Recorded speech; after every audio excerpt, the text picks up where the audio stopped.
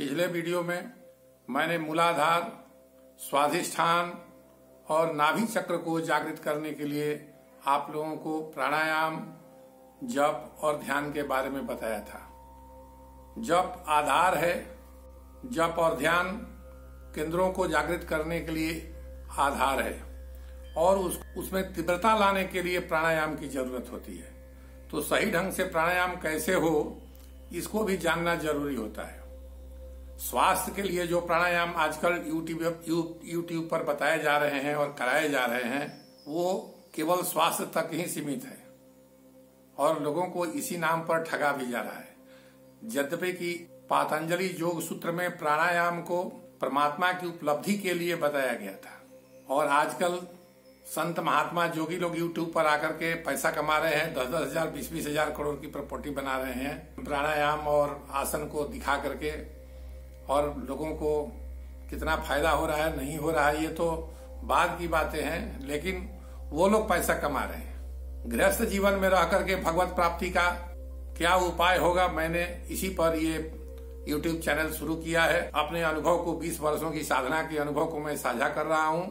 तो जो मैंने प्राणायाम बताया था उसको संक्षेप में मैं फिर बता दूं और उसमें कुछ जोड़ना चाहता हूं। भ्रस्त्रिका प्राणायाम के बारे में मैंने बताया था कि आप धीरे धीरे 30 से 40 बार कीजिएगा। इस तरीके से मैं बताता हूं भ्रस्त्रिका प्राणायाम।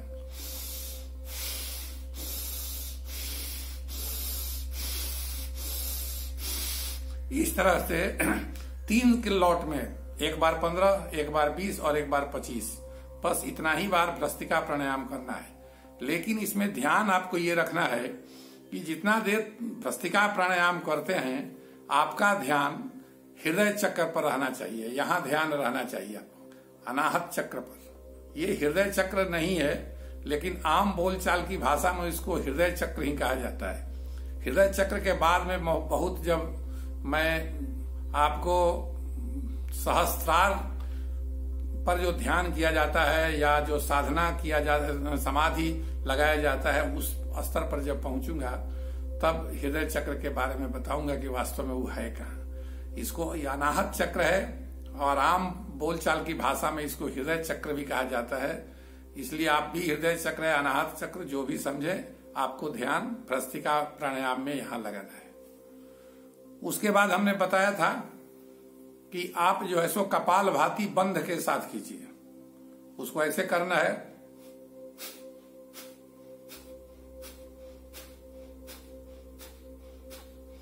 और लास्ट में जो श्वास बाहर छोड़ते हैं, रेचक करते हैं, उसको बाहर ही रोक देना है और मूलाधार मल द्वार को बिल्कुल ऊपर की तरफ खींचना है। और इस कपालभाति प्राणायाम बंध के साथ करिएगा और ये 40-40 के लॉट में 3 बार कीजिए। आप 50-50 बार के 3 लॉट में कीजिए, 150 बार। 200 बार से अधिक हर हालत में मत कीजिएगा। 200 बार से जो लोग कपालभाति प्राणायाम ज्यादा करेंगे, ये मस्तिष्क में स्ट्रोक लगाता है। ये स्ट्रोक से जो है सो आपको प्रॉब्लम हो सकता है और धीरे धीरे करिएगा, बीपी बढ़ सकता है आपका और लाभ के बदले आपको हानि भी हो सकती है। ये जो आप प्राणायाम कीजिएगा तो इस प्राणायाम में आपका ध्यान नाभि चक्र पर रहना। जितना देर आप कपालभाति प्राणायाम करते हैं उतना देर नाभि चक्र पर आप ध्यान लगाइएगा। तो भ्रस्त्रिका प्राणायाम में हृदय चक्र पर या अनाहत चक्र पर और कपालभाति में नाभि चक्र पर ध्यान लगाना है। उसके बाद आपको अनुलोम विलोम जो प्राणायाम किया जाता है इस तरीके से, विष्णु मुद्रा में, ऐसे विष्णु मुद्रा में करिएगा। बाएं से खींचिए और दाहिने में छोड़िए और दाहिने से खींचिए, बाएं छोड़िए। तो इसमें क्या किया जाता है, ध्यान कहाँ लगाना है आपको, जब आप श्वास ऊपर खींचते हैं तो इसको आज्ञा चक्र पर ध्यान लगाना है। बहुत देर, बहुत शॉर्ट वाइल में, एकदम क्षणिक, रुकना नहीं है वहां। और जब छोड़िए तो आप मूलाधार, जो आपको बताए हैं स्पाइनल कॉर्ड के सबसे अंतिम पॉइंट पे, वहां पर आपको ध्यान लगाना है। तो यहां से ऐसे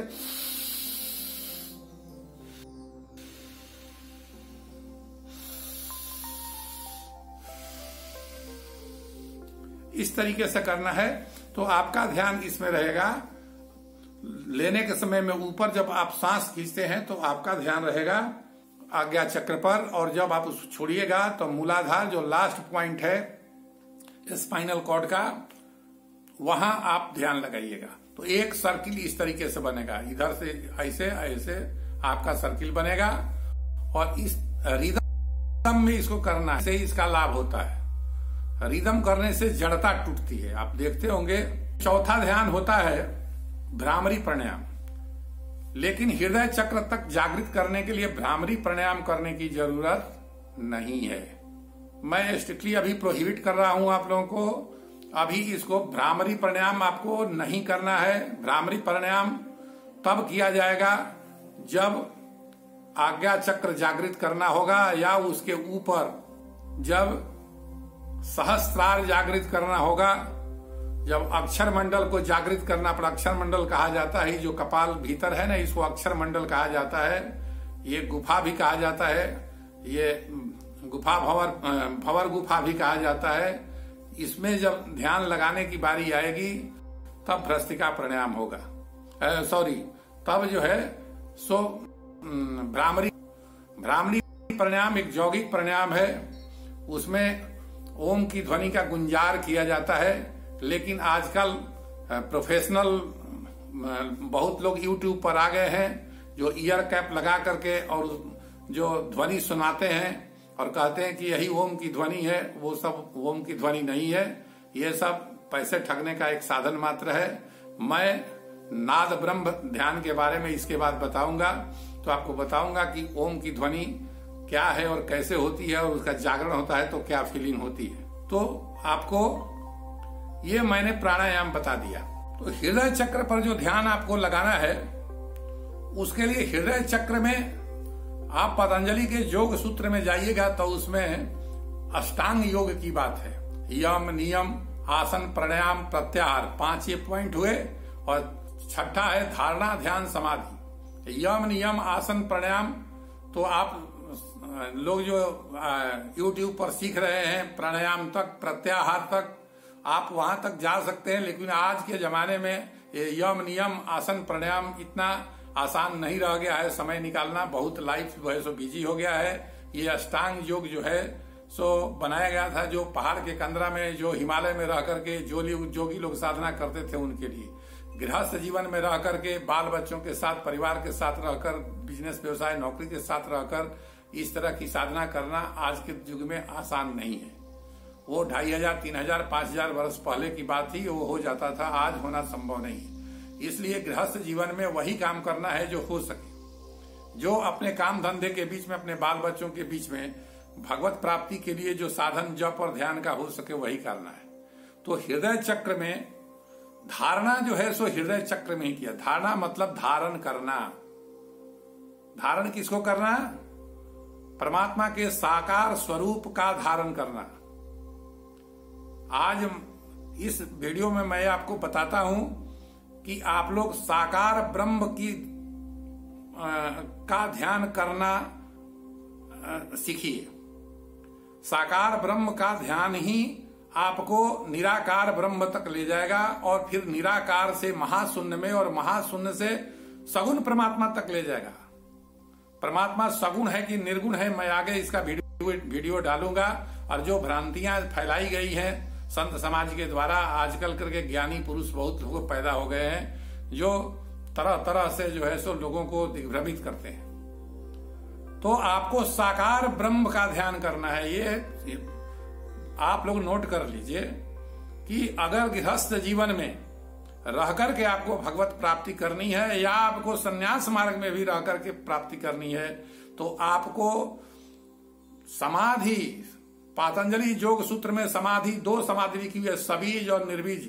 सबीज मतलब जिसमें बीज हो, बीज मतलब कुछ हो उसमें, और निर्बीज का मतलब आधारहीन, भावातीत, लेकिन भाव उसमें रहता है, तो उसमें भी भाव रहता है। बिना भाव का ध्यान करिएगा तो फिर लौट नहीं पाइएगा शरीर में। इसलिए पहले सबीज ध्यान करना है, और हमको सबीज ध्यान तक, साकार ध्यान तक हमको पहुंचना है, जिसमें परमात्मा रहे, जिसमें राम कृष्ण और विष्णु का एक तस्वीर रहे, एक छवि रहे, उस छवि पर ध्यान करना है। तो आप इन तीनों जो हमारे परमात्मा के स्वरूप हैं, विष्णु भगवान या भगवान राम या भगवान कृष्ण, तीनों में से जो आपको रुचिकर लगे, पूर्व जन्म के संस्कार के आधार पर जिनसे आपका जुड़ाव हो, उस छवि को आपको हृदय में धारण करना है। तो हृदय चक्र में ध्यान करने के लिए आपको परमात्मा की एक छवि को अपने मानस पटल में बैठाना होगा। उसके लिए भगवान का एक 10 बाई 10 इंच का फोटो 5 फीट की दूरी पर रखिए और नित्य जब जप और ध्यान करिए तो सबसे पहले 1 मिनट से 5 मिनट तक उस छवि को देखिए। भगवान के अंग प्रत्यंग को देख देख करके अंत में पूरे छवि को अपने हृदय में, अपने मानस पटल में बैठा लीजिए। पातंजलि योग सूत्र में जो धारणा शब्द लिखिए, धारणा मतलब धारण करना, और धारण परमात्मा को हृदय में ही करना है। यही धारणा होगी, ध्यान आज्ञा चक्र पर होगा और समाधि जो है सो सहस्त्रार में लगेगी। ये 3 पॉइंट है पातंजलि योग सूत्र का। जो लास्ट में 3 पॉइंट है, जो अंतिम 3 पॉइंट है, धारणा हृदय में और ध्यान आज्ञा चक्र पर और समाधि सहस्त्रार में, ये होना है। इसको अचीव करना इसी पारिवारिक जीवन में रह करके, ये बहुत आसान काम है। मैंने करके इसको देखा, इसलिए अपने शुभचिंतकों को, लोगों को और देश की पूरी जनता को ये मैं बताना चाहता हूं कि भगवान का मार्ग, परमात्मा का मार्ग, परमात्मा सबके के लिए उपलब्ध है। केवल संत महात्मा का कोई कॉपीराइट नहीं है। ये बात आपके लिए आसान है। आपका लिटमस टेस्ट रोज होते रहेगा। आप काम, क्रोध, लोभ, मद, मोह, अहंकार के बीच में परमात्मा की साधना कीजिएगा तो ये साधना धीरे धीरे सधे ये सब जो काम, क्रोध, लोभ, मोह है, ये आपको कभी परेशान नहीं करेंगे। आप इसके बीच में रह करके आप ध्यान करना सीख जाइएगा। देखिए, पारिवारिक जीवन में रह करके ही सब बड़े बड़े लोग किए हैं। भगवान शंकर परिवार के बीच में, उनका पूरा परिवार है, परिवार के बीच में रह करके किए। कबीर को बेटा था कमाल, आप गुरु नानक देव का पूरा परिवार था, उनके बाल बच्चे थे। रैदास जी की शादी हुई थी, आपको मीरा जी की शादी हुई थी। तो ये सब जो है सो सब लोग शादीशुदा थे। विश्वामित्र पूरा परिवार बसा लिए थे। वशिष्ठ मुनि का पूरा परिवार था। अत्रि मुनि का परिवार था। सारे संत परंपरा जो है सो गौतम मुनि का परिवार था। गौतम मुनि तो उनके पुरोहित है राजा जनक के। जागवल की एक नहीं 2 पत्नियां थी और दूसरी पत्नी से बाल बच्चे भी थे, और रह करके भारत के सबसे बड़े संत माने जाते हैं। उपनिषद के सबसे बड़े संत माने जाते हैं याज्ञवल्क्य जी। मैं ये दृष्टांत आपको बता रहा हूं, परिवार में रह करके ये सारे लोग जो है सो भगवान की प्राप्ति किए हैं। इसलिए भगवान की प्राप्ति करने के लिए पहाड़ के कंदरा में छिप करके साधना करने की जरूरत नहीं है। अगर पहाड़ के कंदरा में कीजिएगा तो जब परीक्षा ली जाएगी आप फेल कर जाइएगा। पारिवारिक जीवन में रह करके, चूंकि आप सबके बीच में रह कर करते हैं, और जब परीक्षा ली जाएगी तो परीक्षा पास कर जाइएगा।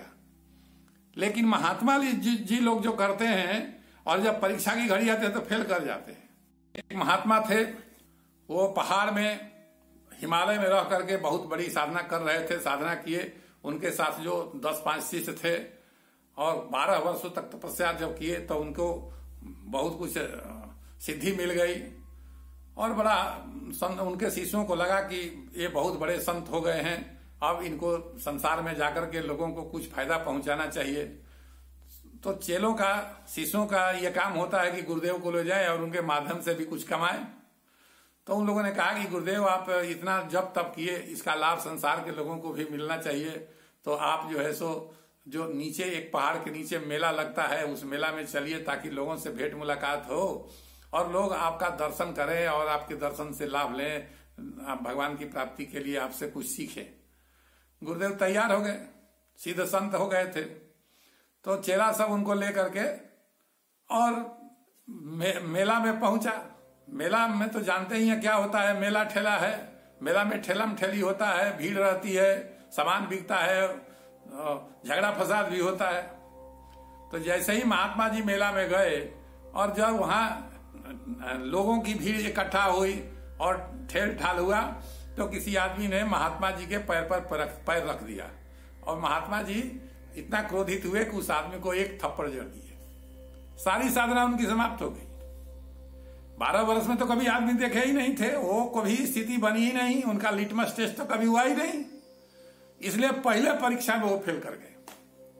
इसलिए मित्रों, जो पहाड़ की कंदरा में बैठ करके साधना करते हैं, भगवान जब परीक्षा लेंगे ना तो तुरंत फेल कर जाएंगे। लेकिन परिवार में रह करके जो लोग करते हैं साधना, अगर उनसे कोई गलती भी होती है, परमात्मा उसको क्षमा कर देते हैं। परमात्मा उसको क्षमा कर देते हैं। परमात्मा कहते हैं कि साधु का शरीर रहकर धार करके, भेष बना करके जो गलत काम करता है उसको मैं कभी नहीं छोड़ता हूं। गृहस्थ अगर करता है तो वो क्षम्य है, वो अगर पश्चाताप कर लिया, कुछ जप कर लिया, भगवान का नाम लिया तो वो क्षम्य हो जाएगा। लेकिन साधु अगर गलत करेगा, किसी औरत से बलात्कार करेगा, किसी का धन का शोषण करेगा, हरण करेगा, किसी को शोषित करेगा, पीड़ित करेगा, प्रताड़ित करेगा, और खास करके महिलाओं के साथ अगर किसी ने गलत व्यवहार किया साधु बनकर के, संत बनकर के, तो परमात्मा उसको रौरव नरक में डालते हैं। रौरव नरक का मतलब है जन्म जन्म जन्म जन्म नरक में डालते हैं। उसका मुक्ति नहीं हो पाता है, उसका बहुत कठिन दंड है, क्योंकि भगवान का स्वरूप बना करके लोगों को ठग रहा है। जो परमात्मा का स्वरूप बना करके और लोगों को ठगते चलता है, उसको आज न कल उसका दंड मिलेगा परमात्मा के द्वारा। ये मैं आपको अपने अनुभव से बता देता हूं। इसलिए मित्रों, पारिवारिक जीवन में रह करके ही आपको भगवत साधना करनी है, परमात्मा की उपलब्धि करनी है। आप परिवार में रहकर भगवान का जप और ध्यान कीजिएगा तो परमात्मा हर पल आपके साथ रहकर आपका योगक्षेम करते हुए आगे बढ़ाएंगे। क्योंकि इस विधा में बिरले लोग जो है सो आगे बढ़ते हैं। परमात्मा को बड़ा अच्छा लगता है कि मेरे संसार में रह करके मेरे द्वारा जो काम, क्रोध, लोभ, मोह, माया बनाया गया, इस बीच में रह करके भी जो उपलब्धि कर लेता है वह बड़ा ही प्रशंसनीय हो। परमात्मा उसकी प्रशंसा करते हैं, परमात्मा उसका योगक्षेम करते हैं। इसलिए मित्रों, यह साधन परिवार में रहकर करना है और हृदय चक्र पर ध्यान करना है। कैसे, मैं आपको बता देता हूं कि आप श्वास को लीजिए, इसको हृदय चक्र में रोकिए, नाभि चक्र पर 5-6 बार आप अभ्यास कर लीजिए, ले जाइए और नाभि चक्र पर रोक दीजिए और रोक करके भगवान की छवि को वहां देखिए। फिर वहां से बाहर निकालिए, बाहर रोक दीजिए और फिर भगवान की छवि को वहां देखिए। फिर वहां से जब भीतर ले आइए तो नाभि चक्र पर श्वास रोक करके भगवान की छवि को देखिए और फिर बाहर निकाल करके भगवान की छवि को फिर देखिए और नॉर्मल हो जाइए। लेकिन नॉर्मल होकर के फिर जो है सो जो श्वास लेते हैं आप, उस श्वास को लेकर के आप सीधे हृदय चक्र में रोक दीजिए और यहीं पर भगवान के स्वरूप का ध्यान लगाइए। जितना देर तक रोक करके लगा सकते हैं लगाइए और फिर जो है सो धीरे धीरे श्वास को जब छोड़िए तो बाहर में उसको रोकिए और बाहर में भी जब रोक दीजिए तो हृदय में ही परमात्मा के स्वरूप का ध्यान लगाइए। फिर भीतर ले आइए और भीतर ले आकर के परमात्मा के स्वरूप का ध्यान कीजिए और फिर बाहर छोड़िए और बाहर रोक करके फिर हृदय चक्र में ही ध्यान कीजिए। और इस तरीके से जितना देर कर सकते हैं करिए और बाद में श्वास प्रश्वास नॉर्मल चलाते, बहुत धीरे धीरे जब अभ्यास हो जाएगा तो श्वास बहुत धीरे धीरे चलता है, ये पता भी नहीं चलता है। और एक स्थिर चित्त हो करके जब चित्त थोड़ा स्थिर होने लगे तो आप जो है सो हृदय चक्र में श्वास लेते छोड़ते धीरे धीरे धीरे धीरे श्वास लेते छोड़ते भगवान के स्वरूप का ध्यान कीजिए।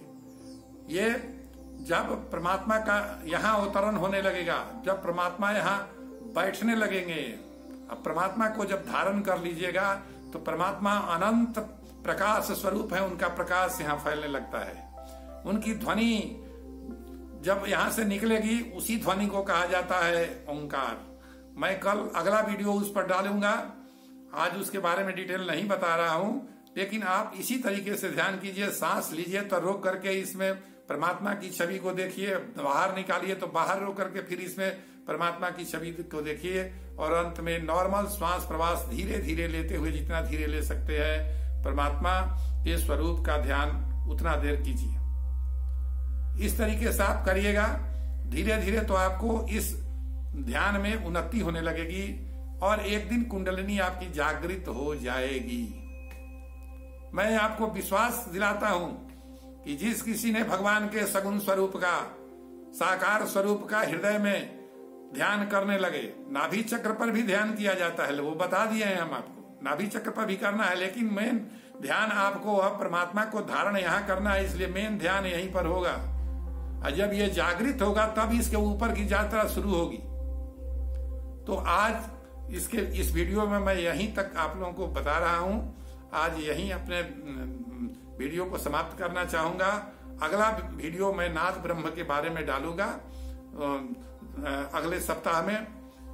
बोलिए श्री राम जय राम जय जय राम, श्री राम जय राम जय जय राम। अंत में अनंत कोटि ब्रह्मांड के समस्त प्राणियों के हृदय में निवास करने वाले करुणा निधान कृपा सिंधु प्रभु श्री राम को नमस्कार करते हुए अपनी वाणी को विश्राम देता हूं। अगर यह वीडियो अच्छा लगे, आपको इससे लाभ 1% भी हो तो इसको लाइक करिए, शेयर करिए और सब्सक्राइब कीजिए, ताकि मैं कोई अगला वीडियो डालूं तो आपको मिल जाए।